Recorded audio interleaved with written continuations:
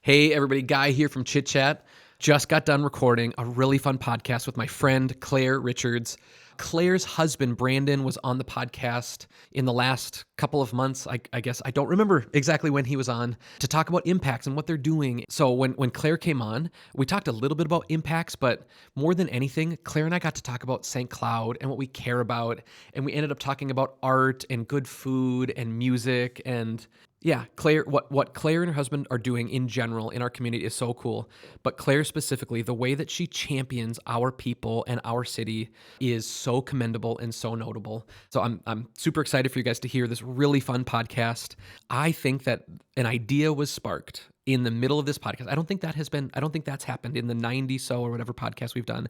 I don't think an idea was hatched or formed on a podcast yet. And for sure, an idea that we had while we were in the middle of shooting and driving around, I think is going to happen and maybe even soon. But Clare is wonderful, and what her and her husband Brandon are up to is just really, really, really cool. So check out Impacks and just check out what Clare's doing online and just the way that she champions our people. You will leave encouraged, I promise. Thanks again for listening, everybody. We really, really appreciate it. Thanks.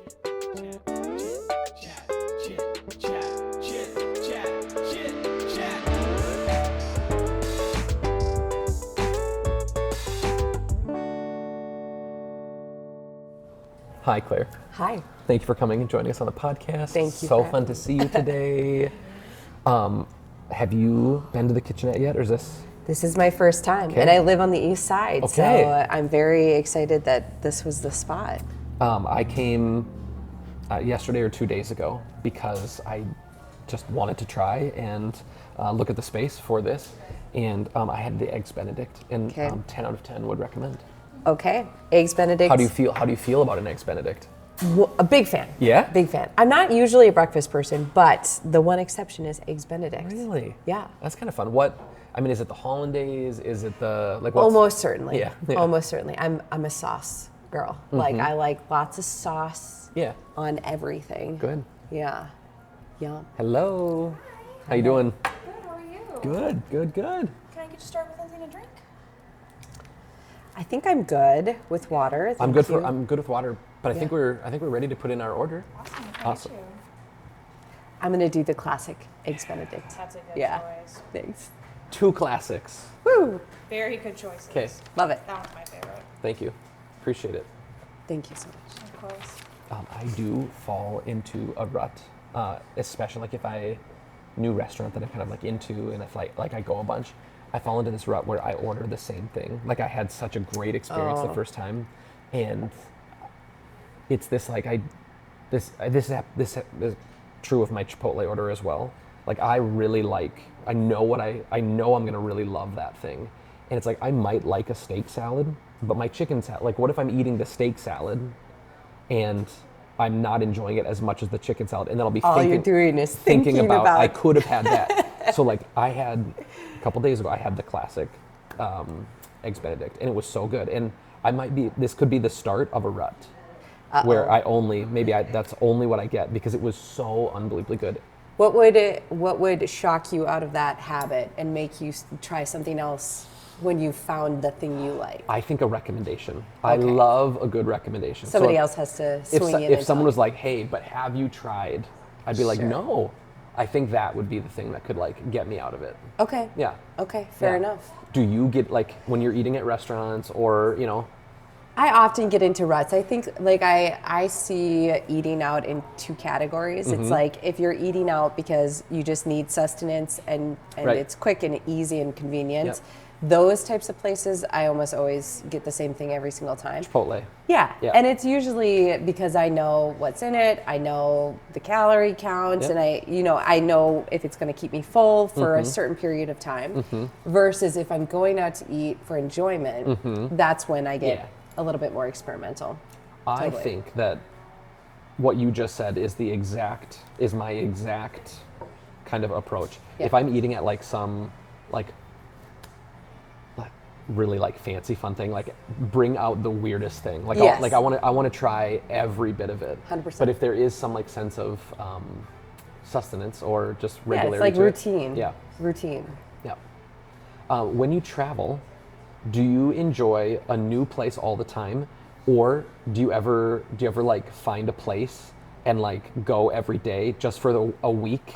You can kind of like call it home. Interesting. Have you ever done that? You know, I think I am more inclined to pick new Yeah. restaurants. So like coffee shops. Yeah. If I'm traveling, I will try to hit up different, not chains, but different Yeah. home brand coffee shops within Yeah. that city because I want a taste of all Yeah. of it. Yeah. Yeah. I for sure get that, but there is something fun to me about showing up enough that you kind of like know the regulars. You kind of like, you kind of pick You people become the out. regular Yeah. for the week that you're there.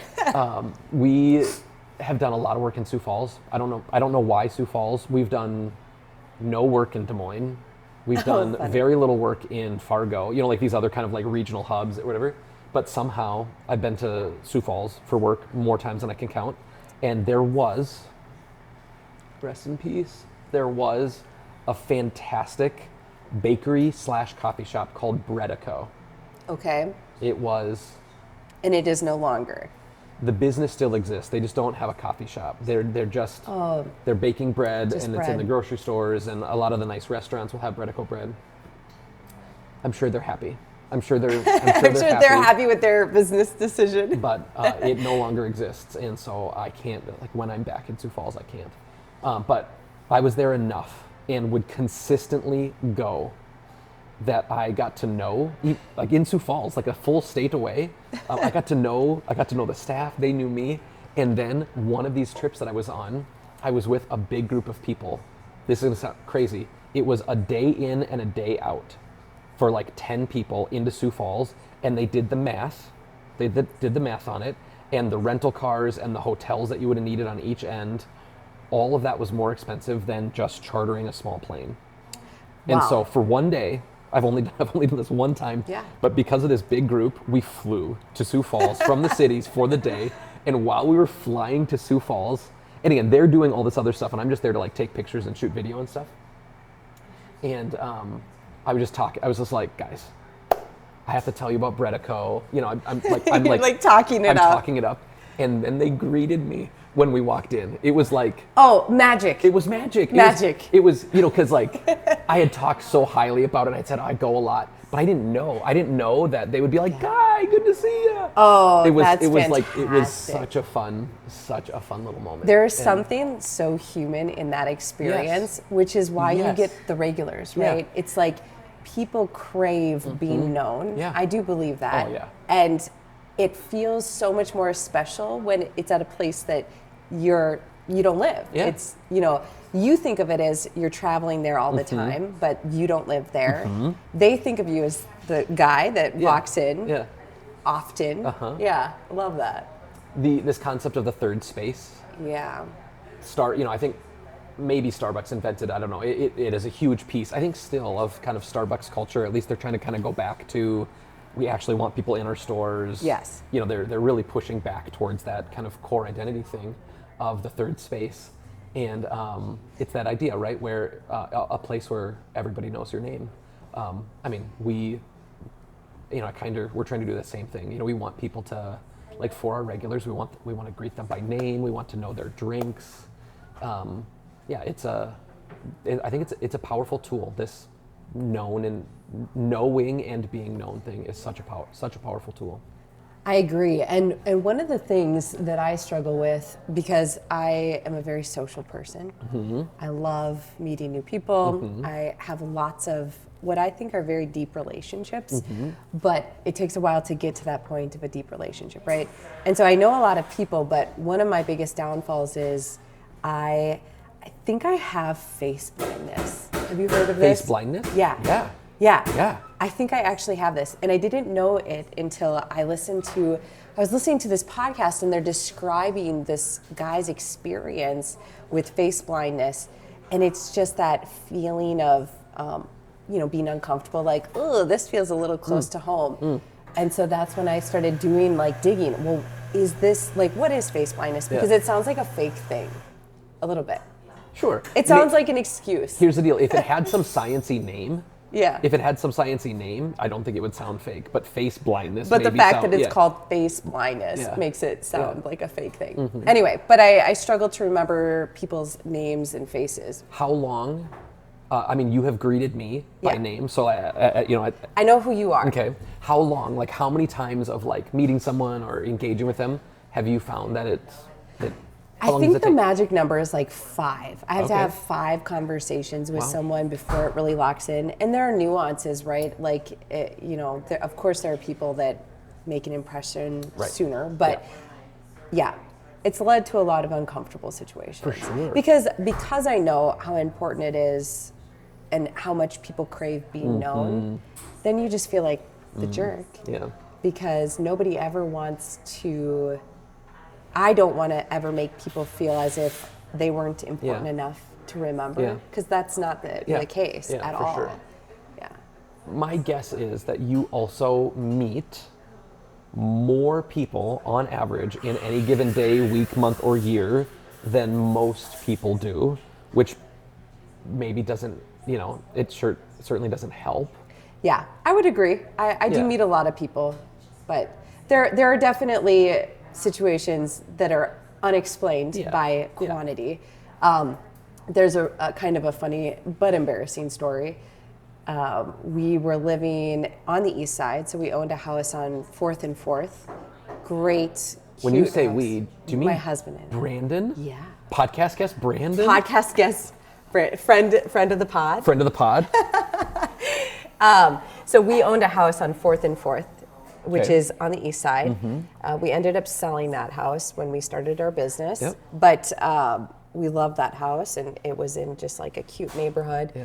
And so fast forward, we had been in that house for a couple of years. We were at Milk and Honey, and it was dark out. In my defense, I'm already building my defense. Yeah, that's good. Okay. It was dark out. We were out by the fire, and we were having this great conversation with a couple that was just drinking next to us. And we're chit-chatting. And at one point, I said, "So where are you from? Or where do you live?" Yeah. And Oh, no. Brandon almost spit out his beer. Yeah. Neighbors. Or cider, I should say. Yeah, they were Whoa. the neighbors from across the street. Yeah. Yeah. And you It's bad. and you felt so small and so sad. I felt embarrassed. Yeah. I was like, Yeah. I I would just wanna like just Die? curl up and die. Yeah. Yeah, they were our neighbors. And Right. that has happened so many times. There was a situation when I was going to college at St. Cloud State University. We came back from winter break, and I was in the computer lab, and this guy comes up and asks me out. And I was like, this is... Like on a date. Yeah. I was like, this is so random. I've never really had that, like where somebody just randomly asks you out. I said no. I was dating Brandon. Was it Brandon? No, it was not Brandon. I wouldn't be that surprised. No, so I was dating Brandon. I said no, and then I was like, well, it's so nice to meet you. Oh no. Oh no, no. is right. It turns out we had sat next to each other the entire semester right before break Okay. in a Yeah. class. Yep. So And talked probably and Yeah. engaged. Yeah. yeah, Wow. it's not great. Yeah. It's not great. There is like a little version of that. Thank you. Thank you so much. Appreciate it. It looks wonderful. Okay, here's one little thing. I have been a complainer of sorts about the lack of breakfast in St. Cloud for a Okay. long time. In partially, it's like in the metro, this breakfast exists all over, right? Yeah. And we have breakfast, but when I ate this yesterday or 2 days ago, whatever day it was, I thought to myself, I'll never complain again about there not being breakfast in Wow. St. Cloud. Okay. Because this is what I mean. It's delicious and it's thoughtful and it's elevated and it's so good. And again, I like an omelet. There's some good places to get omelets or whatever, but this, Yeah. like St. Cloud, thank you, the Kitchenette. Thank you. Thank you, Maddie. Thank you, Maddie, wherever The- you are. It exists. It's here, Yeah. and I can't wait to. Okay, well, without further ado, right. love it. There is this unique thing that sometimes, maybe in this like We all would like to be known, this like search for being known, a desire to be known. Some people will come, has anybody ever come up to you before and said, do you remember me? Oh yeah, it's the worst. It's the worst. It's the absolute worst. It's worse. And here's the deal. I think that comes from this deep desire of being known, of course. Like, it would be incredible if you could just walk up and say like, yeah, I do remember you and I know your name. Yeah. But when you meet a ton of people for your job, like there are times when I'm on photo shoots where it's one of me and 20 of them, like a big group photo, you know, like Totally. I'm so sorry, you know, and maybe we met in passing or we shook hands or something, and it's really hard. Like that thing of like, do you remember me is hard because I don't want to hurt you. I don't want to say no, I don't, whatever. So I'm so adverse to that thing that if I go greet someone, how is it? So good? Really good. Yeah. Really good. Yeah. If I go and greet someone that like I remember their name, like, oh, Ben, good to see you, know, whatever, I will lead with, hey, Ben, really good to see you. I'm Guy. And I'll like tell them where I know them from. More times than I can count. I've had people tell me, Guy, you don't need to tell me who you are. And it's like, I would so much rather Then have that than do the thing of like where I'd like to give them, yeah. Do you not like the weird dance? Yeah. Totally. Yep.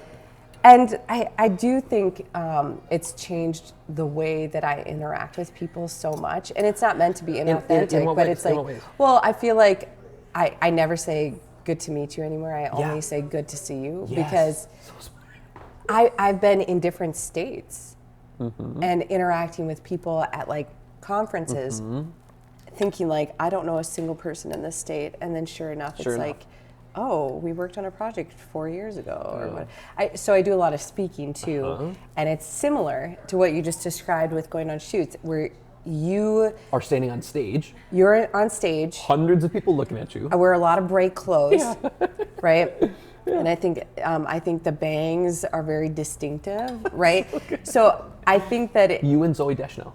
yeah, there it is. Yeah. So I think it's maybe a little bit easier to remember somebody that you're, watching present, and then they meet you once at an event and Remember. think that you will remember them. Yeah. Yeah. So.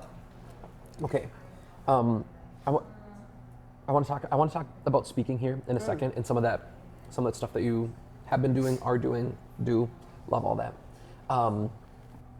You said something. You said that when we started our business, you sold your house. Oh yeah. Can we talk about that for a second? Yeah. The fiscal irresponsibility or what? No. I would. That's My so parents funny. would beg to differ. That's so funny. I went the opposite direction. Oh, that's so funny. I went the opposite direction. Okay. I think maybe, unless you've started a business or something, you could just hear someone say, oh yeah, we sold our house and started the business or whatever, and not connect them. And I'm like, oh, they needed capital. There was money sitting in the house. Is that what happened? Mm-hmm. I love that so much. Sure, mom and dad, maybe that sounds fiscally irresponsible, and depending on when you sold, you look at the value and think like, oh, it'd be sweet to still have that asset. But would you rather have your business, or would you rather have your house? Oh, for sure, the business. Yeah. I mean, I think, the challenging part of that, especially with the housing market, is when we sold, we made money off the house, and then all of that went right into the business. And now we're kind of in this loop where we're like, I don't know when we'll buy again. We've been renting ever since, and we'll probably continue to rent. Are you in a house, apartment, condo? Right now we're in a house, also on the east side, Great. a couple blocks from the house we owned, because I love this Yeah. side of town. And so it worked out okay, but we're still renting, and I don't mind renting. There's some perks to that, For but sure. I also... Depending on what rabbit hole of YouTube that you get in, there are people that would tell you never buy. Yeah. Never buy. I think it's different though here versus a major metro, coast, because yeah. when you're in a major metro, everything is rentals, so you're going to rent and you create that as your true home. I feel like we've been in this loop for the last 3 or 4 years where we are temporary residents of that space. So I'm not as inclined to invest heavily in the aesthetic, the feeling. So I would say that's the biggest downside is like, it feels like we're not in a permanent space. Yeah. But plenty of people feel that way, especially if you're in like a starter home. Totally. Yeah. I love, it's so funny. People, everybody has their own kind of idea or perceptions about business owners or starting a business, and it kind of until you've done it, it's hard to maybe know and understand. And Yeah. I think there, to a certain demographic of people, like owning a business just looks like it's all glamorous and shiny and bright and Quite the opposite. and truthfully, maybe some of that's our fault too, because like you're always selling in a certain kind of way. Like you That's what you post online. and it needs to be good. Like even from like your own like emotional like well-being, it's like like even if you're in the middle of something hard, you're looking for the good things because it's how you get. It's kind of how you get through, And so maybe we could do a better job of we being people that own businesses or whatever. Explaining that Yeah. true process. Yeah. But it's so funny. I think again there are a certain segment of the population that thinks it's all glamorous all the time, and then it's like actually we sold a house. We sold a house to like help fund a business idea. The first house that Cassie and I sold, we sold that house because we had capital there, and we're able to put that into. It was actually like when we left full-time employment somewhere else and to be fully self-employed. Yep. We had paid off all of our student loans and Very similar. yeah, it was a way to just like, how do we double down and make sure that we can grow this thing? And yeah. It's interesting going back to, I think in general, through social media, people only focus on the positive aspects of their life. And it makes sense, right? I've tried really hard, not necessarily in maybe the St. Cloud space, but with other entrepreneurs to be really real about those challenges because the last thing you want is for somebody to step into this world totally unprepared. Now, I think you need some naivete. Like, if I knew then what I know now, I don't know that we would have started the business because it's hard. Like, there are so many points of hardship and risk. And so if you knew everything all in one bundle, I don't know that you would be brave enough to start. Who would? But I think you still need at least a level of understanding. So I was just on a panel in the city at a startup event during Twin Cities Startup Week, which was super fun. But we were talking about bootstrapping and capital allocation and like where do you go get money?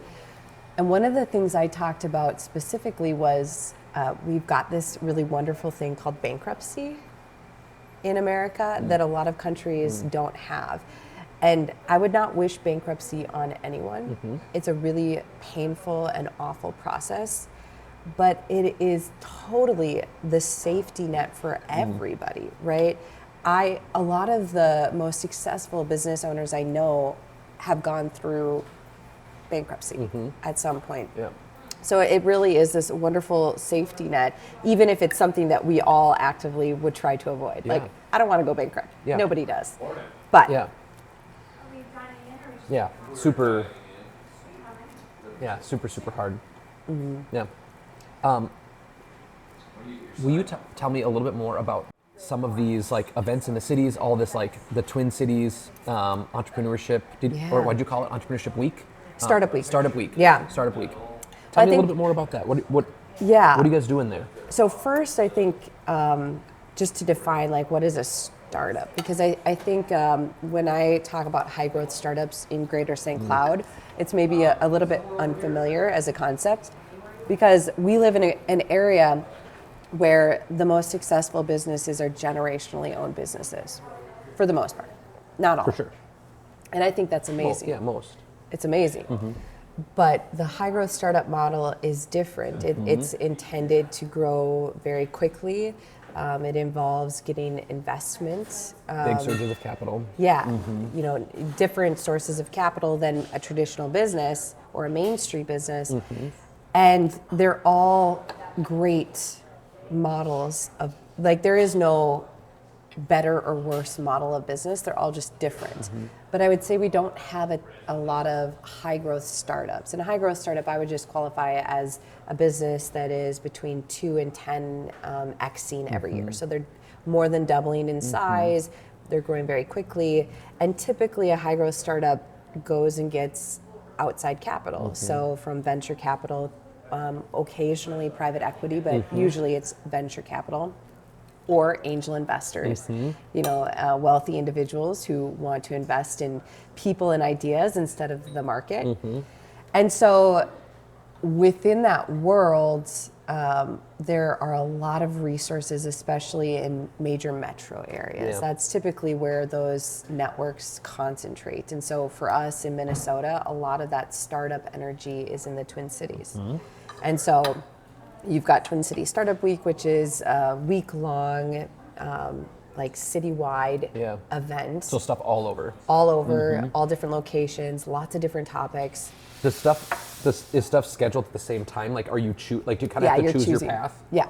It's kind of like a conference, but it's decentralized. Decentralized, yeah, that's a good way to put it. So there are lots of amazing networks. I am really involved in one called Empower Her. Yeah. And so it's... I know that only because I see your posts about it. Yeah. I do talk about it a lot. That's great. It's a really cool community because it's female founders running high growth startups. Oftentimes it's technology or medical devices, things of that nature. And it's trying to gather these founders into a space to have community because this is a really lonely journey otherwise. Yeah. For sure. That's cool. So this kind of high growth startup entrepreneurial thing, there's not a lot of that here in St. Cloud. I can maybe think of a couple of people who kind of like fit that, fall into that space. Why doesn't it exist more in St. Cloud? Could it, I think you had said like you think it could or it should, but how?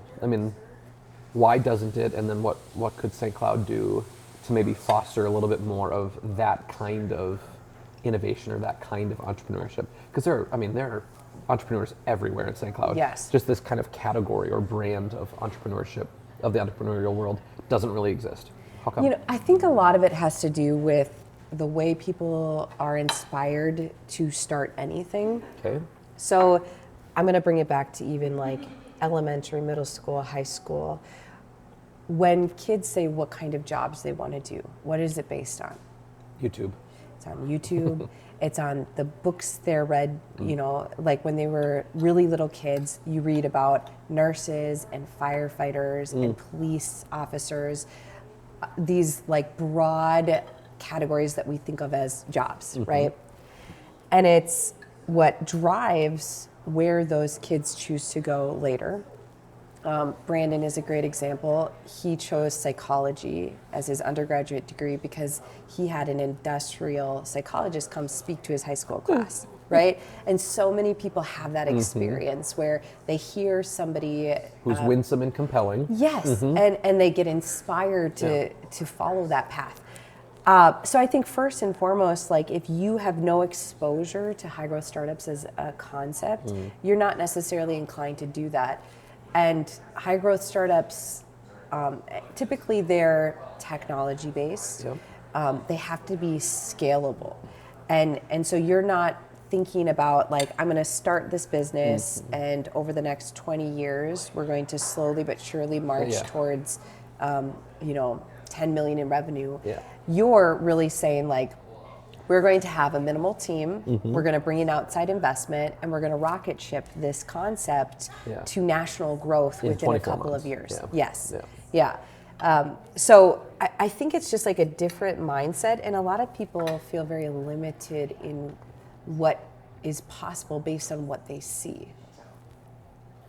So one of the benefits then of continuing to do what you guys are doing and talk about it and share, even though it's a little odd or novel in our community, is hopefully to help people grow and see that this is a possibility. And Totally. yeah, that's cool. Yeah. And it's not, I mean, that's not the end all be all. I mean, I think a really healthy economic ecosystem should have like All of it. all of it, Yeah. but maybe only 5% really fall into this high growth got it. startup category because it's also incredibly risky. You know, the failure rate for businesses in the 1 year and the 5 year is very high, much higher in I the high think- growth startup. I think in just across the board in entrepreneurship, it's like 30 to 50% or something in the first year won't make it. So do you know what the statistics are in the high growth space? I don't off the top of my head. That would be really good for me to know. But all I know is Also, that it's we not you. Yeah, we Yeah. surpassed it. Yeah. We hit our 5 year mark this year. So I'm like, Congrats. okay, we quote unquote made it. Yeah. Maybe. So your husband Brandon was on the podcast. We talked a lot about what Impacks is and does and who you serve. So our listeners have, already, I think, have a decent grasp. Would you maybe just give us the high level? Yeah. What is it that you guys do? How does Impact serve people? Is it just a backpack with some supplies in it? It's a good question. So we really just aim to make back to school shopping easy for parents. And we do that right now by partnering with schools across the country. Right now, I believe we're in about 26 states. We're anticipating to have around 450 school partners by next year. This year we had 300, so we're growing very quickly. And so we'll partner with the school, take their specific school supply list, Yeah. and prepare a portal page just for that school. Okay. So the school then shares that link, and the parent on that page can see their child's upcoming grade, buy that kit in about 30 seconds. It's everything required on the list. And then in the checkout, they have the option to donate to their school to support students in need, and we match a portion of those donations. So that's the high level concept. Make back to school shopping easy. The giving portal. Yeah. Are, when families, if they're choosing to give, are they giving monetarily, or can they pick like, I want to buy one more backpack? They can do both. Okay. I would say most parents give monetarily, but occasionally parents will buy we call it an essentials kit, right? It's like everything a student needs to be successful. Yeah. Cool. That's great. What's maybe something that you have learned as people are maybe thinking about high growth startup? What's something that you have learned about that space, about going and asking for money, not to, so many people when they're starting a business, maybe here in central Minnesota or just kind of normally, it's like, hey, mom and dad, I've got this idea. I need $20,000. Yeah. It's often that first ask is some sort of very close relational ask.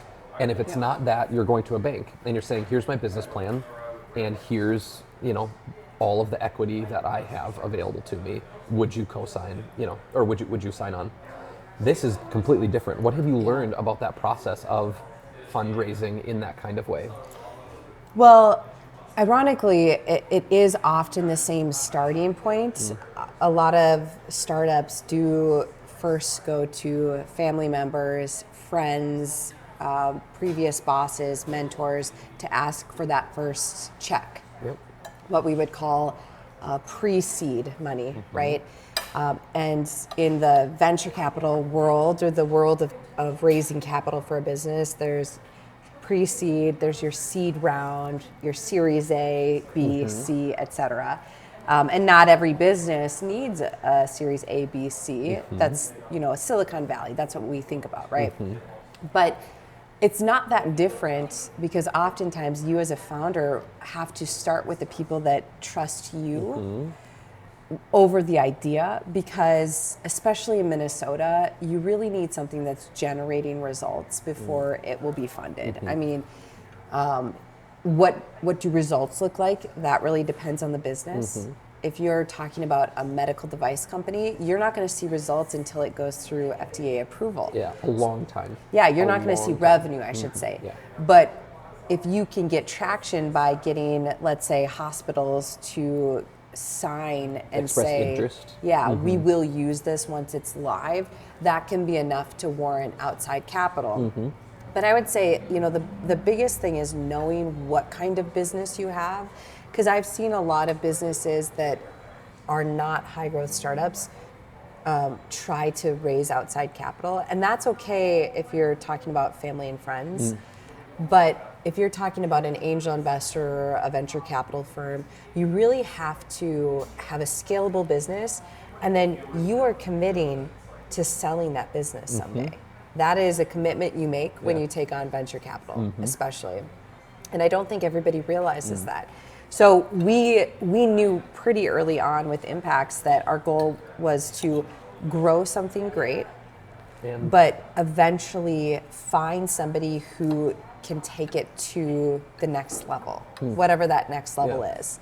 And ideally, it's going to be somebody who is mission aligned, who wants to do the things that we want to do with the business for students and for parents. But eventually, that is the outcome. Do you think that there's a world where you're actually purchased by like a big manufacturer of, some of these school supplies, that somebody wants to jump into this other kind of space using a Crayola or something, right? Like I'm guessing there's lots of Crayola products in your is Crayola, who's Crayola owned even by? Is Crayola their own business? I believe so, yeah. Great. To my knowledge. Yeah. Like, again, whether Crayola or whatever, but is there a possibility that it could be something like somebody like that who... Yeah, it's a good question. And it's something you have to think about even before you raise capital, is like, who would actually buy this business? Because if you don't have at least an idea of that, it's really hard to pitch to investors, right? So for us, I think it could be a product manufacturer that's trying to regain some of their margin. Sure. But honestly, I think it's more likely to be an education conglomerate of some sort. So like, let's say they own a company that does curriculum, and they own a company that does, school furniture.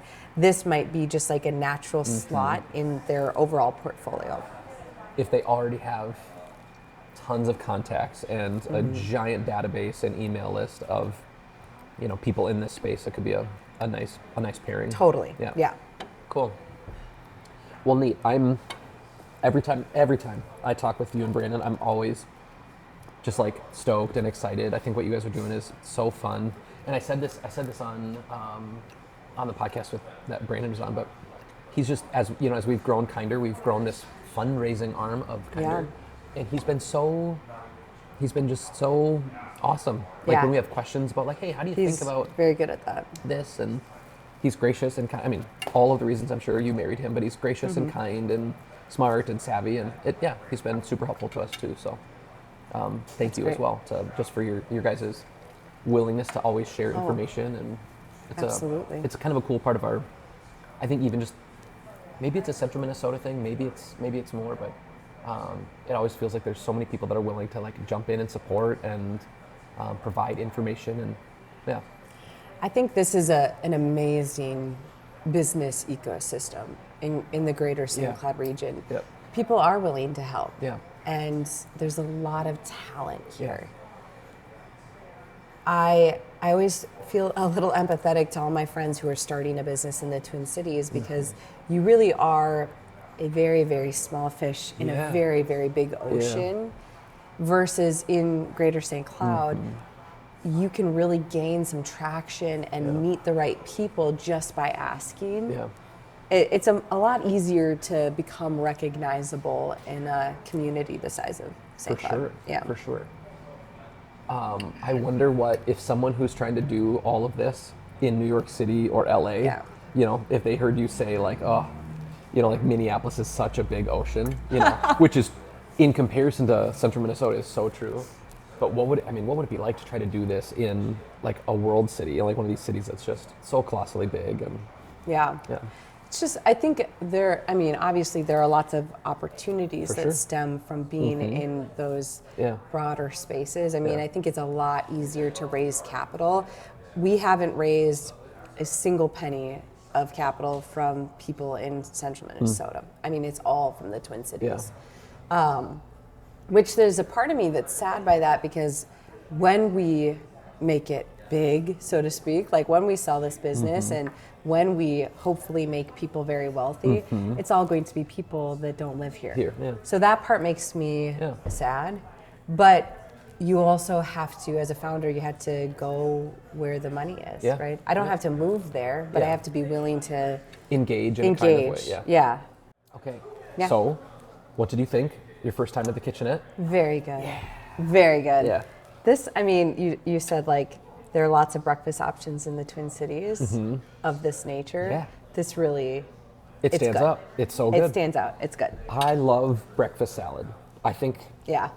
I mean, I love a potato too, but there is something that is so fun about like a nice bright breakfast. Oh, totally. I would rather have salad over potatoes. I mean, like you eat potatoes and then you're dragging for the next 3 hours. And there was kind of like maybe it was orangey, kind of like an orange vinaigrette or something on there. It tasted like orange ginger. Yeah. Yeah. It's really good. Really, really good.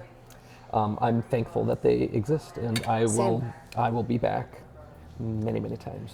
This is dangerous because I live within so walking close. distance from here. So good. All right, should we go get some coffee? Let's do it. Let's do it. Story is the driving force for us here at Switchboard. Story is also the reason that Chit Chat exists. We tell stories of the people around us through photos, videos, branding, and websites. Story helps us find meaning, and it draws a community together, and we would love to help tell your story. You can find us at www.switchboard.mn. We would love to meet you. We'd love to talk with you and learn more about the story that you are trying to tell and how our story-driven marketing tools can help you communicate better. Can't wait to talk to you soon. The other guy that he was sitting there meeting with, I would have loved to introduce you, and sometime I'll try. Well, I know him though. His name's Logan. Yeah, where do I know him? I don't know. Logan. What does he do? Logan he's I think he's figuring it out. I'm not sure if he's landed yet. He has great interest in real estate, and so he's kind of pursuing a real estate life, and he is just an unbelievably sharp and he's a really, really neat young man. And so anytime I can like see him and say hi to him, I love to do that. I he's for great. sure know him. Okay. But this goes back to the Facebook. His last name is Goldman.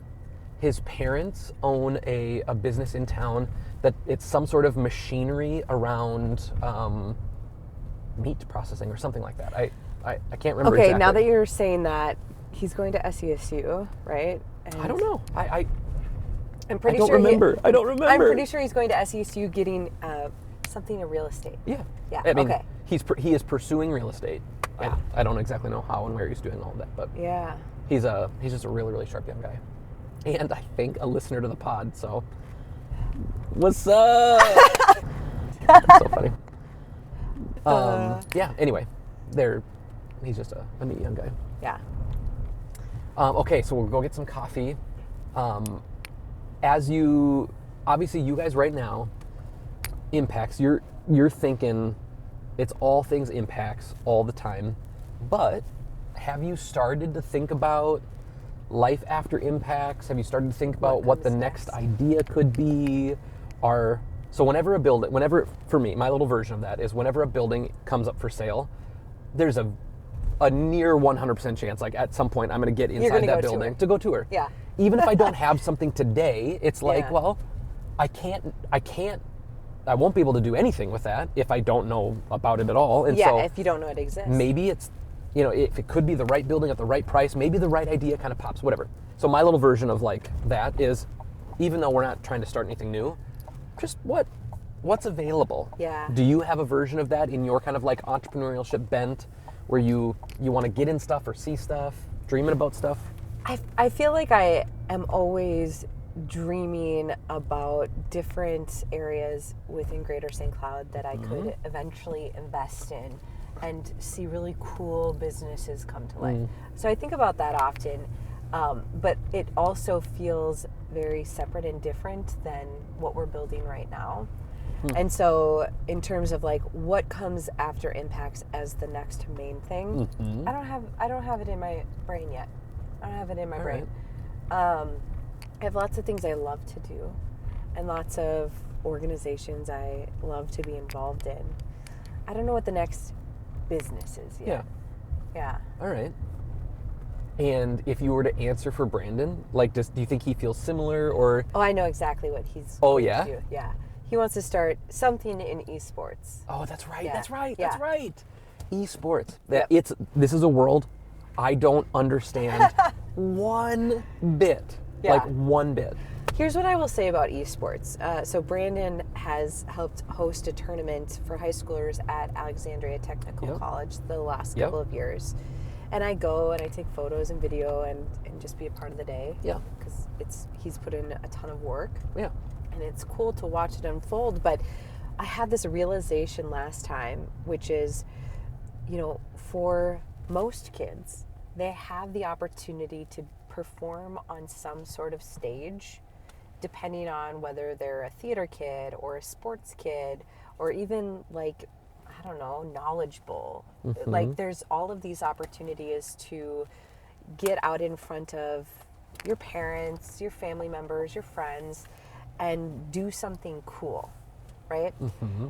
For kids who spend a lot of their time gaming, that's not really the case unless you build those spaces. So what was really cool at this tournament is it was a whole host of kids that maybe don't often get the opportunity to perform on a stage. And you could just tell that it meant something to them. So that's I guess I'm not a gamer. I also don't always understand the esports world, but that was one thing that really clicked for me last time was like, wow, these kids really are enjoying the experience of getting to do what they love in front of their parents in a competitive space. I love that there are people that think differently than me in so many ways, but it's so funny. Like you like laid out a problem. And so a solution is to like build a community. Like because they don't get out, someone should build a community there so they can have connection. Yeah. I did not go there. Mine was like, well, then go out. Like because I'm ancient, I'm 80 years old. Like inside I'm 80 years old. I'm like, well, just go. Like maybe don't do that thing. Like if it seems problematic, then don't do it. But another option, a different solution is to build community where they are, which is, I get it. I mean, conceptually, I get it. What are we drinking today? London Fog. London Fog. It's my favorite. Good morning. Thanks for stopping at Greg's. What can I do for you? Hi, could I get a London Fog, please and thank you, as well as a cortado in a cute little cup, please. Anything else for you? Big P, do you want a smoothie? You know I like smoothies. Yes, and a smoothie. The smoothies, for sure. Could you pick your least favorite of the flavors, please? Yes, I can do that. Great, thank you. Of course. Anything else? That's it. All right. I'll see you soon. Bye. Okay, what is M-I-E-L? Miel. Miel. Miel. What is that? Miel is I think maybe, I should look it up, maybe has its roots in Spain or Mexico. It's cinnamon and honey. They're really tasty. Okay, I'm really, gonna have really to come tasty. back Really tasty. for that. I would come back just to try that. Preston is our consummate smoothie drinker. Okay. And he asks for smoothies and that's my wife. It sure is. She wasn't supposed to be here today. That's so fun. Oh, that's so good. I love Hi, it. babe. He asks for smoothies in all these different kinds of ways. So sometimes it's like, give me your favorite smoothie. And then he was like tracking which flavor shows up the most. And then give me your least favorite and all different kinds of ways. That's awesome. Do you want to be on the podcast? Do you want to say hi to everybody? Oh, hi, everybody. Good to see you. What's our order? I didn't have the headset on. Oh, got it. We have a London Fog, Cortado. Miel, and a smoothie, whatever your least favorite is.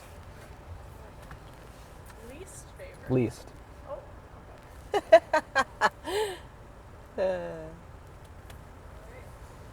have those. Thanks, right babe. now. Okay. Nice. Oh, not on camera. Okay, the cortado was a Miel cortado. No, just a cortado and a miel. Oh, 4 drinks. 4 drinks. 3 people, 4 drinks. We added. That's where I was confused. Mm-hmm. Thanks, babe. I'm rolling this up because it's cold out. I'm rolling this up, not because it's cold out. By the way, love the facade of this building. Very much. With like the little, art, yeah. The art. I feel like every reasonable service, not every service. Thank you. This one's, Love the smoothie right out. thank you, Bethany. I think there's so many opportunities to create art on buildings. Mm-hmm. I know Chad just put up that beautiful mural. Very nice. Big fan. Big fan. Big fan. Mm-hmm. And I could point to like 6 other buildings That could? yeah. Yeah. Once I saw his go up, I thought to myself, like, it's such a fun, like, gift to a community. Could we do that? And the thing is, like, the only building that we have downtown is in the middle. Yeah, But so you don't have this, the wall space. here's the deal: we have a back out. Like, we have this like Yeah. weird dark alley, Sure. and it's like I've been thinking about, could we try to do something fun on that back one? So many fewer people would see it, but it could still be this like almost like an Easter egg. Like, could you go in and find like a fun one? So I know in Fargo they have this. I think there's maybe a couple in the cities, and I know this is a pretty common concept, but an intentional graffiti alley where you allow people to come in and add artwork. Obviously nothing profane, Yeah. but you allow artists to come add to the wall however they see fit. And it's really cool. If you haven't been to the alleyway in Fargo that does this, It's like the gum alley in Seattle. I've never been.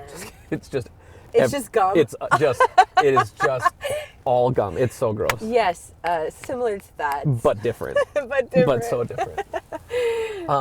So the way that buildings are laid out there is, it's the entire, what is now will be the Worth building, the Worth Center. They have in that alley, their building runs the long way there, and for the other side of the alley, it's all the back sides of a whole bunch Of businesses, yeah. And so they would need to like get into that. Yes, But everybody here's would have the deal. to approve. Yeah. It's art. Like maybe the Worth Center would be interested in something like that. Yeah, that's a It's good an point. alley. Like, who cares? Yeah. Who cares? It's painted, so like, if they were gonna sell it someday, you could just paint again. Yeah. I love the concept. And I'm a big fan of all different types of art. I think putting the first big mural on the side of the building is intimidating, because it's like that becomes sort of a defining style. And that's really our first And like. Chad took care of that for us. Thank you, Chad, you legend. Yeah, Chad took. I'm just going to hang on to this. Great. Chad took care of it for us. So now all the pressure's off. All the pressure's off. You can go forth and prosper. That's right. Create artwork. Like all of the parking ramps. Could have something cool. Yeah. Like, why not? When I was in college in 2000, and this is your least favorite one? I really haven't tried them all. Preston! So the limited one she has tried, that is her least favorite. No. Okay, I was working on my computer, but Bethany was getting slammed, so I was like, I can help you. great. Okay, love you, babe. Bye. When I was in college, I went to a school in the city. It's called Northwestern. 2004 to 2008 is when I was there. And there was we learned that it was a student at MCAD, Minneapolis College of Art and Design, who was doing this graffiti all over the city. It was on all of these overpasses. I mean, you'd be driving down 35 or 94, and every single overpass had one of these tags of sorts. Yeah, signature. It was just buckets of paint poured from the top. And so just like all of these the drips. And it was, I mean, they were everywhere. And there were so many of them that it felt like, are are there actually other people now that are also doing this? Like, Yeah. has this thing become so ingrained in our little subculture right now that other people are jumping out and doing that? I don't know if it would be copying, but I thought about that for our building. Yeah. For like that could be something for us to do, is just do this like really Drip fun something. drip on the back of the building. Tons of bright, bold colors. I'll come help. Yeah? Yeah. Okay. We have I easy will roof come help. access. It would not be hard to do. Wait, this is a great platform for me to share one of my goals in life, which is to be on the roof of every business in downtown St. Cloud. Well, So if you can help make that happen, that would be awesome. I mean, I can help with a couple of them. Like there's a very small percentage I could help you. So if you own a business or own the keys to Yeah. the roof access door, Maybe the mayor. I don't know. Maybe Yeah. when you become the mayor, we could ask Mayor Anderson. Maybe when you become the mayor, you get like Maybe you get the the- key to the city is actually just one key that opens every door. All the doors? I don't know. and this has been a goal for a while, and I think I've only really made it to the top of like 4 or 5. So I've got, Which ones? well, for sure, the Radio City Music Mm-hmm. Mall, whatever that building is called. I believe that's what it's Layton. called. I used to work in that building, and so definitely that one. Yep. I actually have been to the top of the apiary before. Okay. The top of the corner building, Greater St. Cloud Development Corporation is in there. Yep. That is a stunning building. Unbelievable. So beautiful. I've been on the roof of that one. Yeah, I'd have to like Friend of the remember. pod, Shannon. Yeah. That was one Shannon's of her project. Mhm. projects, yeah. She does Come such back a to- good job. Come back to St. Cloud, Shannon. Come back. But yeah, we have a You lot need of... to you need to tour more buildings. I know I Because like a piece of so many of these tours is like you check out HVAC and you check out the roof and I just don't want to become the person that realtors are like, oh, she has no intention of chartreuse buying. shirt again. Here we go. She has no intention of buying. She just wants to go on the roof. Yeah, I get it. What I need is a really, really good friend who is also a commercial real estate agent. Yeah. Who's like willing to make it happen. It's great. I gotta like go through my Rolodex. Mm-hmm. Yeah. Children's Museum. Yep. Beautiful. Have you been in there? I have not been in it since it was complete. Oh. I was in it a number of times at different stages of the build out. Oh. Yeah. You have Yeah. to. I mean, it feels a little weird as an adult to just like walk in Yeah. because it is a children's museum, right? Yeah. So just to walk in, oh, here's the mural. Beautiful. Well done, Chad. Good job, Chad. All right, here's the deal. Really Here's the- quick. the I alley. want to Perfect. let's make a decision right now. Yeah. Are we gonna Okay, so this is is going to the be Worth. and it's a giant wall. You could absolutely do something cool. Oh, yes. And this is where this is where ours starts. We could so easily do like a fun drippy this yellow? Just this yellow. Yeah, 100%. Let's get 50 buckets of paint. Yeah. And let's make a party of it. Do you know? Let's put it on the calendar this spring, Yeah. like beginning of May. Yes. All right. Yes. You heard it here. You heard it here first. I'm a big fan of that. And I think there are really weird ways to make community cultural experiences. I don't mean cultural in the sense that we often talk about it, but I mean like something that is unique to us in downtown St. Cloud. The example I'll give is in the city is, do you know about this, like the huge pencil? I want to say it's like near Harriet Lake. I mean, we have a pencil. It is Mary like Bruno? a massive 20-foot pencil. No. And every year they sharpen the pencil. So it's getting smaller? Well, very, very, very slowly. Okay.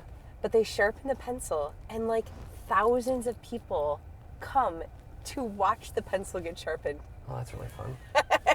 And they had to have like a forklift and everything, or well, not a forklift, but whatever. Some sort of They lift. have to get Yeah. up in the air to do it because it's so tall. Yeah. But I'm like, what is our version of that? Hmm. And maybe it's like every year we cover the whole thing, and every year we add a Repaint. we add a different color, Yeah. or lots of So- options. Okay. So like hypothetically, next year, Yeah. it could be. Hi, Michelle. It's fun. When you work downtown and care about downtown, you kind of eventually know everybody. It's like fun to drive down and kind of know everybody. It's the best. It's the being known, right? That's it's it. that feeling of being known. Yeah. Why would you go anywhere else? We're all addicted to it. I really believe that. So hypothetically, one of the ideas for our little building here could be that this year, this May, we just do one color. Yeah. Like it's, you get 4 buckets of red or whatever it is. Might I recommend chartreuse? Chartreuse! You could recommend chartreuse. Okay. Stranger things have been recommended. Yeah. And then every year add you add a color or two. One color. Yeah. And then were you there? And it's going to be like, I was there for red. Yeah. I was there for chartreuse. Year 1. I love that. Here's the deal. The only reason I said May is because right now it's the end of October. Yeah. Will paint dry at the end of October? Like, should we do it soon so that we could get one in 2025? I feel like we would be fine to do it basically before the snow falls. However, if you want to do it at the same time every year, right? I mean, if you did it, maybe you do end of October this year. Yeah. Then next year you do it early October. Yeah. And then it's And mid-September. slowly, So you get slowly it every back up. calendar year. Yeah. Yeah. I think Okay. this is a great idea. And it's easy. Well, It I is shouldn't easy. say- I I shouldn't mean, say easy, in but- comparison to like what Chad did, Yeah. that would be a really easy way to add a fun pop of color.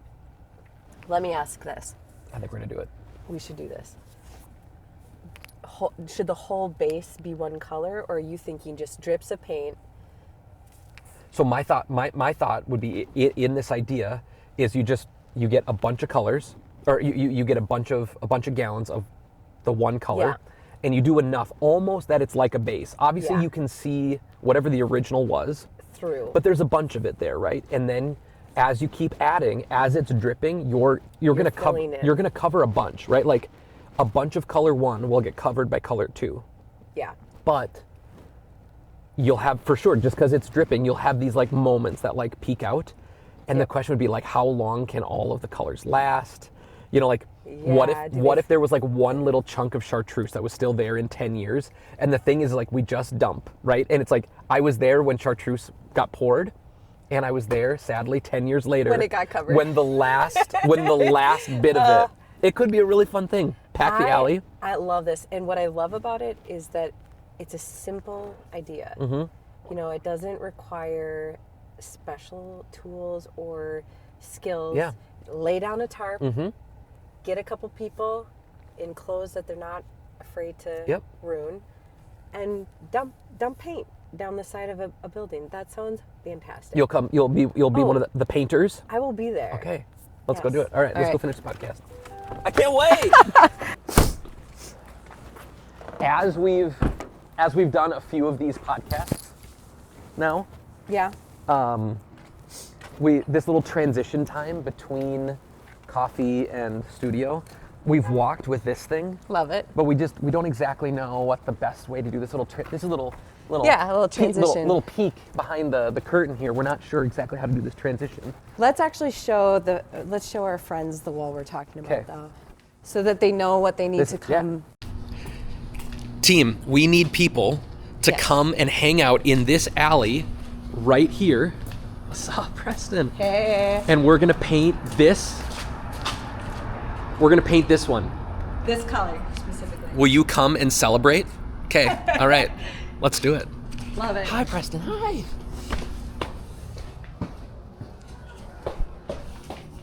I love this building.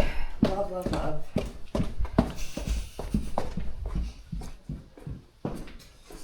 Yeah, as far as the downtown buildings are concerned, it's a pretty dry, watch your step here. It's a decently dry, Yeah. decently, it's completely dry. Yeah, it's been a really fun building to be in. As you sit down here, Yes. I probably don't need to tell you, but you gotta stay kind of awkwardly close to the mic. intimately familiar with Mike's, turns out. Speaking of public art, last week, last week? I don't know what day it is today, but I think it was last week. Okay. Went to Bentonville, Arkansas because mountain biking. It's the mountain bike capital of the world. And I would strongly recommend if you like mountain biking at all, it is an incredible place to go mountain bike. The story goes that it's also the home of Walmart. A couple of the Walton grandsons really got into mountain biking 10 or 15 years ago. And they're like, oh, well, let's build some trails here. And then they've just continued to grow and expand. And it's absolutely remarkable. So that's kind of why we go. This is our third year going. One of my best friends and his family, they also mountain bike. Christian Kermeyer, my bud. And so our families have gone 3 years in a row. All of that to say, I posted this, but it's a little bit of a hot take. Bentonville, Arkansas, 50,000 people, is the best public art city in the country. Interesting. It is not a big city at all, but they have a kind of resources available to them that is very unique. And there are more murals, incredible, beautiful, awesome murals in Bentonville than I have ever seen. And for sure I think you would need to, like, giant cities. I think there are giant cities that don't have as many murals as Bentonville. And they're beautiful. They're so well done. I would absolutely put them on my travel list for that reason alone. Here's the deal. I've told so many people, even if you don't mountain bike, it's an incredible, incredible city. Again, because of all these resources in the community, there's so much to do. My favorite art museum in the whole world, Google it. I'm talking about Bentonville, Arkansas, flyover country. I love it. Has the best art museum. It's called Crystal Bridges. And this is like the 10th time since getting back that I've had this conversation. I'm going to do a really good job, like not having it take 20 minutes for me to tell you about it. But here's what you need to know about Crystal Bridges, the art museum. It's like nestled down in this little valley. So it's the Ozarks. So it's all this like beautiful, beautiful topography. And it's like nestled down in this like valley over some water, and like the hills come rolling in, and the building like mimics. It like undulates with glass and wood. It's striking. It's like Frank Lloyd Wright. Yeah, very. Yeah. There is a Frank Lloyd Wright house on the property. There is. Okay. Well, because it's a museum all about American art. And hundreds of thousands of square feet. It is colossally big, so beautiful. I mean, the building itself is one of the most incredible pieces of art in the museum. The building itself is one of the coolest pieces of art, and just incredible art. And it's always free. It's always free. Really? My favorite photographer. Do you have a favorite photographer? As a photographer, do you have a? Oh, I don't. Mine is Annie Leibovitz. Okay. If you don't know who Anna Leibovitz is, go check her out. She has photographed everybody. Yeah. She got famous because she was the photographer of Rolling Stone when Rolling Stone was nothing. She was a young woman photographer. Got to know the Beatles and was one of the main early photographers of the Beatles, and now has just rocketed all of that into a beautiful career. She photographed. One of my favorite portraits that she's done is of the Queen, before she died. Sure. Just remark, she photographs everybody. I'd never seen an Annie Leibovitz exhibit before. And 3 years ago, they had an Annie exhibition at the museum, and it was so incredible. Okay, just because you're a photographer, I think you'll love this too. There's so many different ways to show photography, to highlight it as a medium, right? And they did. You walked into the first part of the exhibit, and it was all printed stuff. It was all prints, but even that, how do you display them? When do you print a photo really small, and why? Mm-hmm. And how big is the border? How big, like the mat? How big is the frame? All of those are decisions that you make creatively that say something about what you want people to feel about this photo, right? Like, take a beautiful portrait and print it the size like smaller than a postcard. Yep. And put it in a giant frame with a giant mat. Like, what are you trying to say? Like those are all decisions that you get to make creatively. Or print it so it's the size of a wall, and there's no frame and there's no mat, and it's just on canvas, or you print it on wood or something, right? There's so many different ways that you can highlight that. And so this first part of the museum was that kind of thing. They're all printed, various sizes, and when do you cluster, and when do you hang them solo and all by themselves. So it was that kind of like fun treatment where the photos themselves are individual pieces of art, but then how they're arranged is this secondary piece of art, and they did such a good job. And then the last stop in this exhibit was this big giant room where there were 3 huge screens, and there were all these chairs in the middle, and you could turn and watch one. Like, you could watch one of the screens, and it was riveting. Just watching one of the screens, the way that the photos linked together, and like why, you're trying to figure out like, why is this series? Yeah, what's the pattern? And again, is it full bleed? Does one photo take up the entire screen, or are they putting multiple photos? Some of those same kinds of decisions. If you just watch one of the screens, any one of them individually was so cool. But if you kind of like stood back, you could see all 3, and they were speaking to each other. So there was unity on each screen. Like, all by himself, it would have been cool, but they kept referencing each other. Sometimes they would whoosh, and all 3 would hit a photo all at the same time. And it's like, for some reason, we're supposed to see these 3, and they're giant. I mean, it's like overwhelmingly big. I'm supposed to look at all 3 of these at this one time. And then sometimes they would kind of like play back and forth. It was so cool. And I did it. I did the thing again that I didn't want to do, and I talked for so long. The Crystal Bridges Museum. It's so cool. Crystal Bridges Museum. You got to check it out. Noted. This reminds me of did you go to the Van Gogh experience when it was I did not. here? I did not. So my undergrad is in art, and that was my... I didn't know that. Yeah. That's so fun. I mean, emphasis on design, because that's where I started my career. But I loved, above all else, I would say experiential art was my favorite. And it's, how do you create an emotional reaction just by walking in a space and immersing somebody in an experience? Yeah. Yeah, the Van Gogh one was cool, right? It was like this cavernous space, huge. Where was it? It was just, I think it was in northeast Minneapolis. Yeah. It was just like in a warehouse. All right, that's really fun. They had rehabbed it, Of course. just for this project. And huge projections, like seamless projections. So the ceiling and all of the walls in this enormous warehouse had Van Gogh artwork.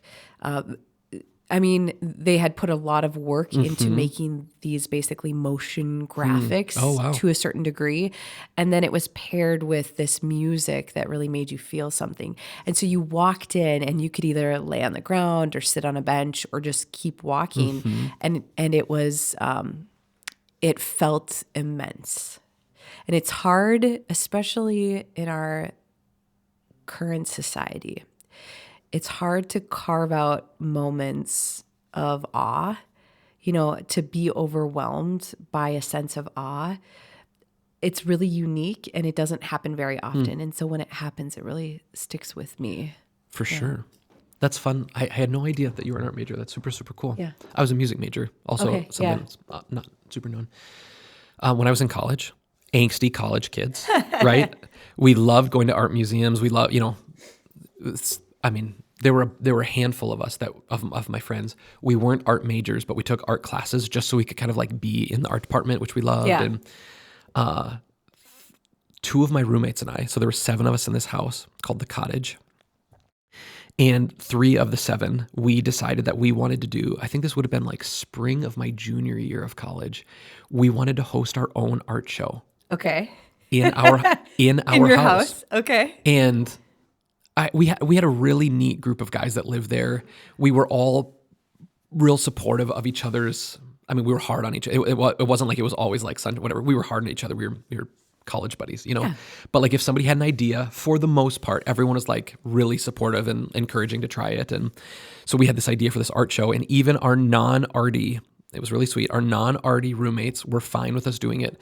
But what it meant was that we took all of the furniture out of our house. I mean, it was a 2-story house with a basement, with the exception of a couple of the bedrooms. Yeah. We took all of the furniture out. So all of these spaces they were just naked walls that we could hang art on. Wow. We made flyers. We put them,